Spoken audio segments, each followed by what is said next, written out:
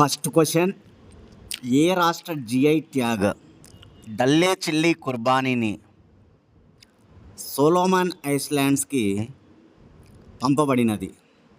చూడండి, ఇక్కడ మిరపకాయలు అన్నమాట ఇవి. డల్లే చిల్లీ కుర్బానీ. డల్లే చిల్లీ కుర్బానీకి జిఐ ట్యాగ్ కూడా ఉంది. జియోగ్రాఫికల్ ఇండికేషన్ ట్యాగ్ కూడా ఉందన్నమాట.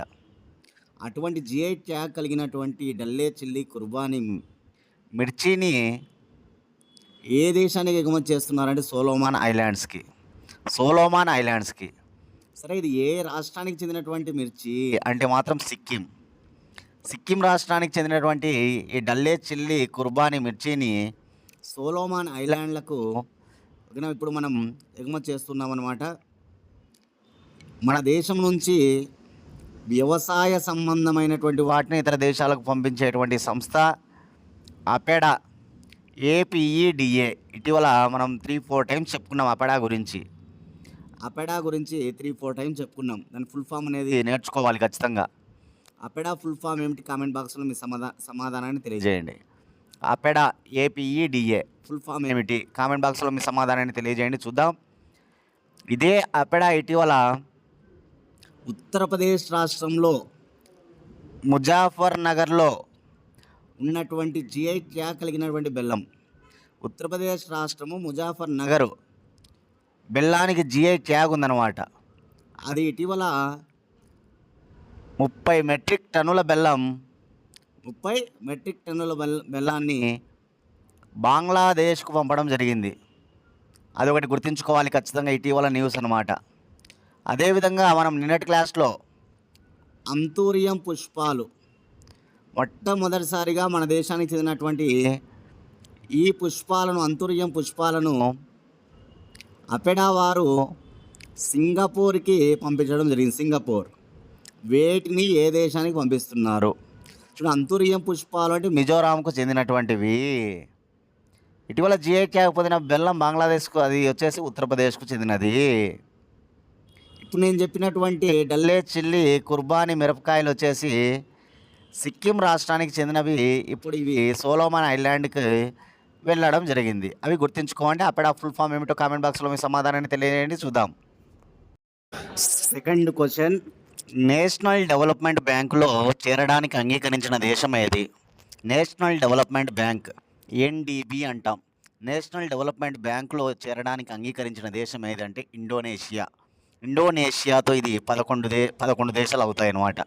NDBలో ఉన్నటువంటి సభ్య దేశాలు ఎన్నంటే కనుక ఇండోనేషియా.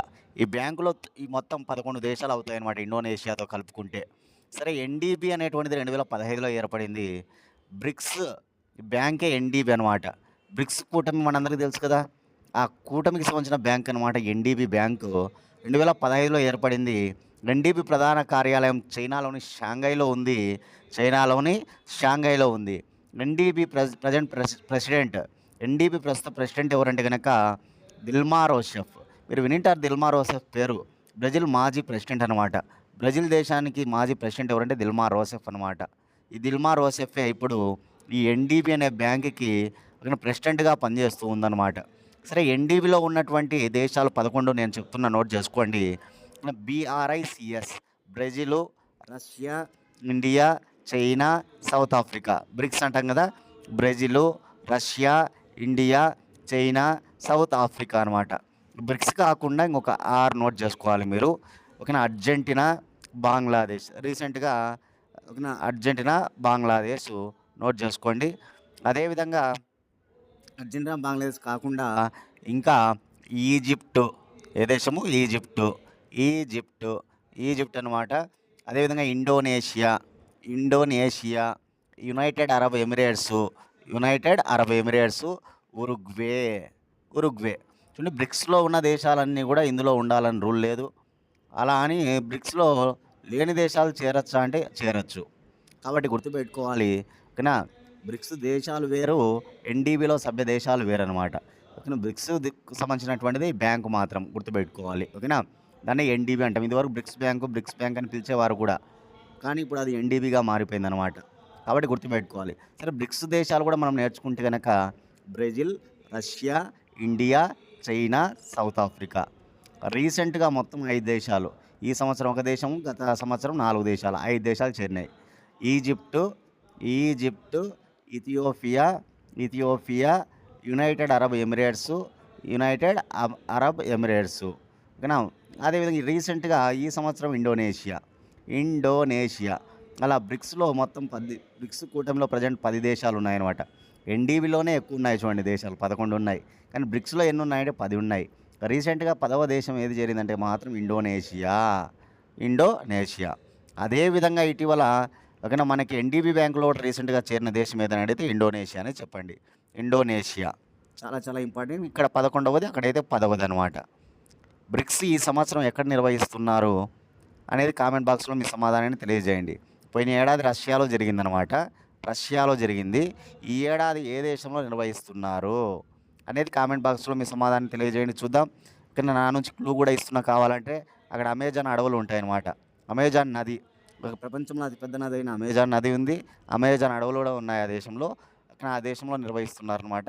అది ఏ దేశం కామెంట్ బాక్స్లో మీ సమాధానాన్ని తెలియజేయండి. చూద్దాం. Question number 3, non performing assets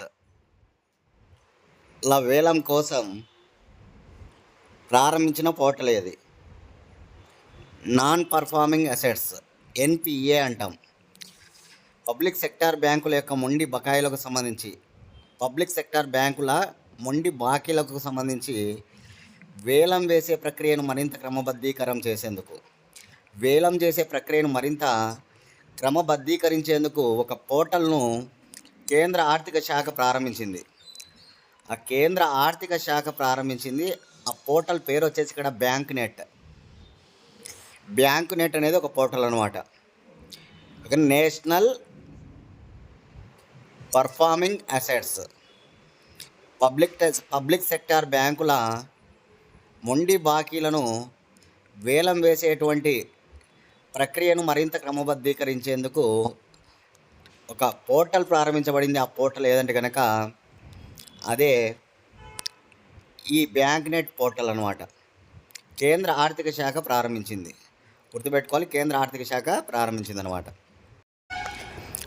question number 4, నూతన ఫైనాన్స్ సెక్రటరీగా ఈ క్రింది ఎవరిని నియమించారు? సో నూతన ఫైనాన్స్ సెక్రటరీ, ఆర్థిక కార్యదర్శి అనమాట, అజయ్ సేత్. ఆర్థిక కార్యదర్శిగా ఎవరు నియమించబడ్డారు? ఫైనాన్స్ సెక్రటరీగా ఎవరు నియమించబడ్డారంటే ఇక్కడ అజయ్ సేత్. 1984 బ్యాచ్, కర్ణాటకకు చెందినటువంటి ఐఏఎస్ అధికారి అనమాట. చాలా సీనియర్ అధికారి అజయ్ సేతు ఇప్పుడు ఆర్థిక శాఖ కార్యదర్శిగా నియమించబడ్డాడు. ఇది వరకు ఉన్నటువంటి తుహిన్ కాంత్ పాండే సెబీ చైర్మన్గా నియమించబడడం వల్ల ఆ శాఖలో ఉన్నటువంటి కార్యదర్శి పదవి ఖాళీగా ఉంది. కాబట్టి ఇప్పుడు అజయ్ సేతు నియమించబడ్డాడు అనమాట. ఇప్పుడు సెబీ చైర్మన్ ఎవరు అంటే కనుక తుహిన్ కాంత్ పాండే. ఆయన కూడా కొత్తగానే అనమాట, తుహిన్ కాంత్ పాండే. ఇదివరకు ఆర్థిక శాఖ కార్యదర్శిగా ఉండేవాడు తుహిన్ కాంత్ పాండే. ఇప్పుడు సెబీ చైర్మన్గా ఉన్నాడు తుహిన్ కాంత్ పాండే. కాబట్టి ఆ స్థానాన్ని భర్తీ చేసిన వ్యక్తి అజయ్ సేత్ అనమాట. నోట్ చేసుకోవాలి నీవు అపాయింట్మెంట్స్లో. చాలా ఇంపార్టెంట్. ఆర్థిక శాఖ కార్యదర్శి, ఆర్థిక శాఖ మంత్రి అంటే మనందరికీ తెలిసిన వ్యక్తే నిర్మలా సీతారామన్. అదే ఆర్థిక శాఖకు సెక్రటరీ ఎవరంటే మాత్రం ఈ అజయ్ సేత్ అనమాట. క్వశ్చన్ నెంబర్ 5, దేశంలో తొలి స్వదేశీ ఎంఆర్ఐ మిషన్లను ఏ సంస్థ తయారు చేసినది? MRI machine, magnetic resonance imaging. MRI మిషన్లు మనందరికీ తెలుసు. హాస్పిటల్కి పోగానే పేషెంట్లకు సంబంధించి ఎంఆర్ఐ స్కానింగ్ తీసుకురండి అంటారు డాక్టర్స్. ఓకేనా. ఎంఆర్ఐ స్కానింగ్, ఎంఆర్ఐ మిషన్లు వాడతారు కదా స్కానింగ్ కోసం. ఎంఆర్ఐ మిషన్లు యాక్చువల్గా ఇవి మన దేశానికి సంబంధించి మన దేశ పరిజ్ఞానంతో తయారు కావు. ఇతర దేశాల నుంచి మనం వాటిని దిగుమతి చేసుకుంటాం అన్నమాట ఎంఆర్ఐ మిషన్లను. మొట్టమొదటిసారిగా మన భారతదేశంలో ఈ ఎంఆర్ఐ మిషన్లను All India Institute of Medical Science, AIIMS అంటాం.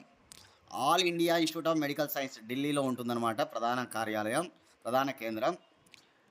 ఈ ఎయిమ్స్ ఢిల్లీ వారు ఢిల్లీలో ఈ ఎంఆర్ఐ మిషన్లను తీసుకురానున్నారనమాట. కాబట్టి ఎంఆర్ఐ మిషన్లను లాంచ్ చేసినటువంటి సంస్థ ఏది అంటే మాత్రం ఎయిమ్స్ ఢిల్లీనే. స్వదేశీ పరిజ్ఞానంతో మొదటి ఎంఆర్ఐ మిషన్ అనమాట. ఇండిజినస్ టెక్నాలజీ, స్వదేశీ పరిజ్ఞానంతో మొదటి ఎంఆర్ఐ మిషన్ అనమాట. ఓకేనా. ఇతర దేశాల నుంచి మనం ఎగుమతులు చేసుకోకుండా వీటిని మన దేశంలోనే తయారు చేసుకుంటే బాగుంటుంది. మన యొక్క హెల్త్ను మరింత మనం డెవలప్ చేసుకున్నట్టు ఉంటుందన్నమాట, హెల్త్ సర్వీస్ను. కాబట్టి ఆ క్రమంలో తీసుకొచ్చినటువంటిది అనమాట. కాబట్టి గుర్తుపెట్టుకోవాలి. కానీ నా నుంచి మీకు ఒక క్వశ్చన్ ఏంటంటే కనుక, ఇటీవల ప్రపంచంలోనే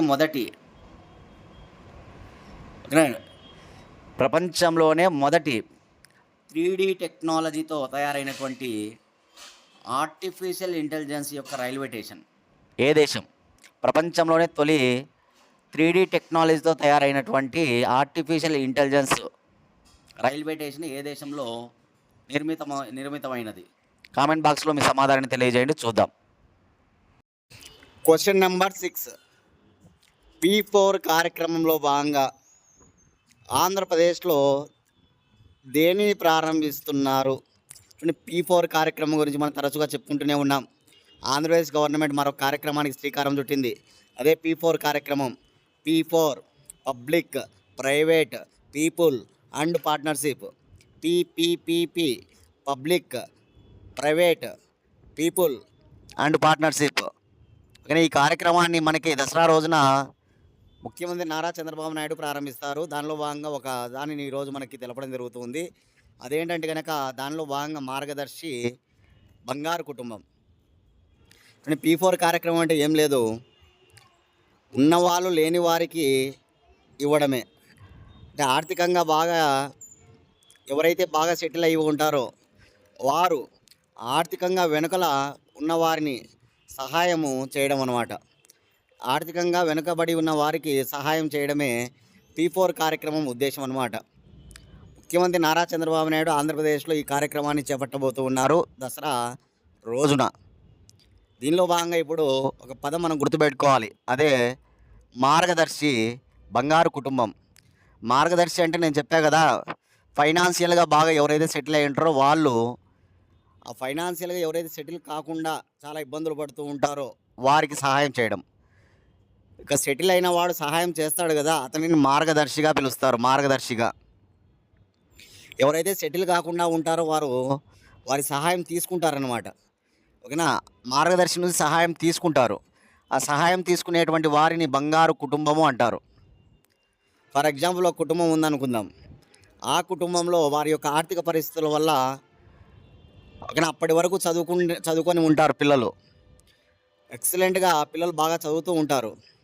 కానీ ఫైనాన్షియల్ సపోర్ట్ లేని కారణం వల్ల ఆ చదువు ఆపేసే అవసరం కూడా వస్తుందన్నమాట. ఎంత బాగా చదువుకున్నా సరే, ఎంత బాగా చదువుతున్నా సరే, వాళ్ళు ఫైనాన్షియల్గా సరిగ్గా లేకపోతే కనుక చదువు ఆపేయాల్సిన పరిస్థితి వస్తుందన్నమాట. అలా చాలామంది మనకు చదువుకొని కూడా ఉండరు. అట్లాంటి అవసరాలు ఇప్పుడు అలాంటిది లేకుండా గొప్ప కార్యక్రమం అనమాట. అటువంటి వారికి సహాయపడడం ఇది ఒక ఎగ్జాంపుల్ మాత్రమే. అట్లా కుటుంబంలో ఎంతోమంది ఎన్నో ఇబ్బందులు పడుతూ ఉంటారు వేరువేరుగా కూడా. అటువంటి వారందరికీ కూడా సహాయం చేసేటువంటి విధానం అన్నమాట. కాబట్టి ఇప్పుడు మార్గదర్శి బంగారు కుటుంబం అనేటువంటివి ఓకేనా పాయింట్ ఏ కార్యక్రమంలో భాగం అంటే P4 కార్యక్రమంలో భాగం. P4 కార్యక్రమంలో భాగం. నా నుంచి మీకు ఒక క్వశ్చన్ ఏమిటంటే కనుక, ఇటీవల డ్రోన్లను శత్రు దేశాలకు సంబంధించిన డ్రోన్లు ఉంటాయి. ఆ డ్రోన్లను నాశనం చేయడం కోసం D4 సిస్టమ్ను DRDO అభివృద్ధి చేసిందని చెప్పుకున్నాం. D4 భారతదేశానికి చెందిన భారతదేశానికి చెందిన DRDO భారతదేశానికి చెందిన DRDO D4 సిస్టమ్ను అభివృద్ధి చేసిందని చెప్పుకున్నాం. D4లో D ఇక్కడ నాలుగు డీలు ఉంటాయి. అవి నేను చెప్పా ఏమి అని. కామెంట్ బాక్స్లో D4 ఫుల్ ఫాము నోట్ చేయండి ఏంటియో. D4లో 4 డీలు ఏంటియో చెప్పండి. Question number 7. పైలట్ రహిత electrical vertical take off and land ఎయిర్ క్రాఫ్ట్ను తయారు చేసిన స్టార్టప్ ఏది? మన ఆంధ్రప్రదేశ్కు చెందిన ఒక స్టార్టప్ అనమాట. ఆ స్టార్టప్ పేరు మ్యాగ్నమ్ వింగ్స్. మ్యాగ్నమ్ వింగ్స్ అనేటువంటి ఒక స్టార్టప్ కంపెనీ ఉందన్నమాట ఆంధ్రప్రదేశ్లో, గుంటూరులో. ఆంధ్రప్రదేశ్లోని గుంటూరుకు చెందినటువంటి ఈ మ్యాగ్నమ్ వింగ్స్ అనేటువంటి స్టార్టప్ కంపెనీ వాళ్ళు రూపొందించిన ఒక ఎయిర్ క్రాఫ్ట్ అనమాట. ఇది ఎలక్ట్రిక్ వెహికల్ అనమాట. Electric vertical take off and land air craft అనమాట. దీని గురించినటువంటి సమాచారం మీరు నోట్ చేసుకుంటే 100 కిలోమీటర్ల వేగం వరకు వెళ్తుంది. 100 కిలోమీటర్ల వేగంతో ప్రయాణిస్తుంది అనమాట. ఒకసారి రీఛార్జ్ చేసుకుంటే 40 కిలోమీటర్లు ప్రయాణించగలదు. ఒకసారి రీఛార్జ్ చేసుకుంటే 40 కిలోమీటర్లు ప్రయాణించగలదు. 100 కిలోమీటర్ల వేగం ప్రయాణిస్తుందన్నమాట. ఓకేనా. ఈ ఎయిర్ క్రాఫ్ట్ గుర్తుపెట్టుకోవాలి. గుంటూరుకు చెందినటువంటి మ్యాగ్నమ్ వింగ్స్ అనేటువంటి స్టార్టప్ తయారు చేసిందనమాట. పైలట్ లేకుండా కూడా ఇది ప్రయాణిస్తుందని చెప్తూ ఉన్నారు. పైలట్తో ఓకేనా తీసుకుపోవచ్చు, పైలట్ లేకుండా కూడా తీసుకుని పోవచ్చు అనమాట. ఇది చాలా స్పెషల్ అనమాట. ఒక 2 ప్యాసింజర్స్ పడతారనమాట. ఎయిర్ క్రాఫ్ట్లో ఒక 2 ప్యాసింజర్స్ పడతారనమాట. అదనమాట దీనికి సంబంధించిన విషయం. స్టార్టప్ కంపెనీ పేరు గుర్తుపెట్టుకోండి. దాని యొక్క విషయాలు 100 కిలోమీటర్ల వేగం, గంటకు 40 కిలోమీటర్లు ఒక రీఛార్జ్తో ప్రయాణిస్తుంది అనమాట. ఇక నా నుంచి ఒక క్వశ్చన్ ఏమిటంటే కనుక, ఇటీవల ఆంధ్రప్రదేశ్ గవర్నమెంట్ ఒక పాలసీ తీసుకొచ్చింది. Andhra Pradesh innovation and startup policy 4 అని. Andhra Pradesh innovation and startup policy 4. దీనిలో మనం ఆల్రెడీ ఏమేమి ఉన్నాయనే చెప్పుకున్నాం. క్వశ్చన్లు ఇప్పుడు అడుగుతున్నా ఈ పాలసీలో భాగంగా. ఈ పాలసీ 2024 నుంచి 2029 వరకు 5 ఏళ్ల కాలానికి అనమాట. ఈ 5 ఏళ్ల కాలానికి అనమాట ఈ పాలసీ.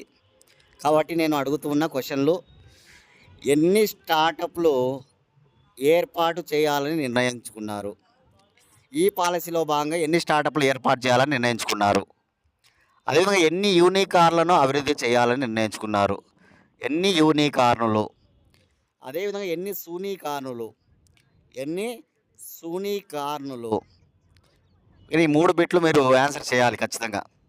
ఎన్ని స్టార్టప్లు, ఎన్ని యూనికార్నులు, ఎన్ని సూనికార్నులు ఓకేనా అనేది ఆన్సర్ చేయండి అందరూ కూడా. అదేవిధంగా ఎంతమందికి ఈ స్టార్టప్ల ద్వారా ఈ 5 ఏళ్ల కాలంలో ఉపాధిని అందించాలని నిర్ణయించుకున్నారు?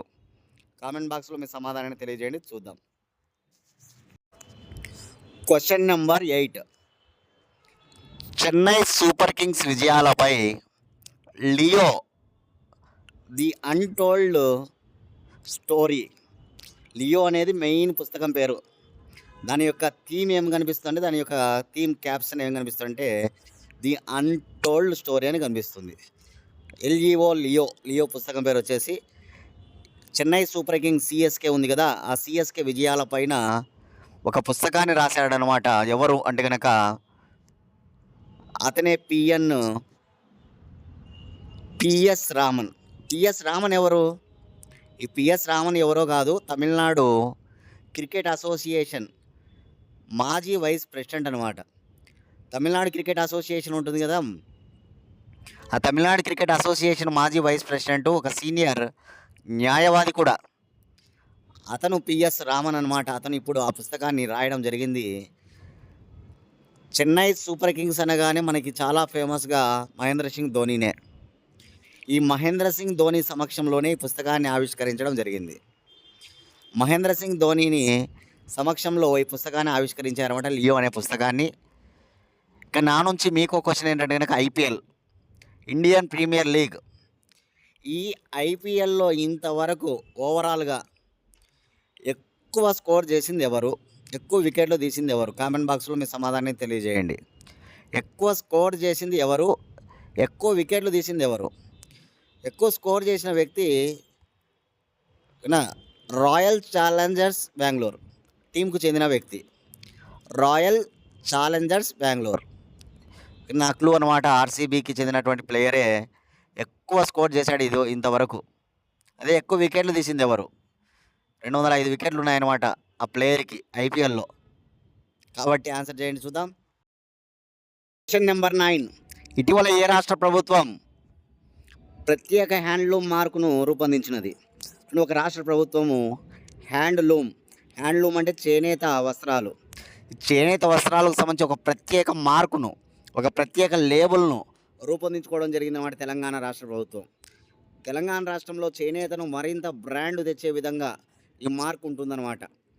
ఆ చేనేత వస్త్రాలు ఏవైతే ఉంటాయో, ఆ చేనేత కళాకారులకు మరింత బ్రాండ్ తెచ్చే విధంగా ఈ మార్కు ప్రత్యేకించి తయారు చేయబడిందన్నమాట.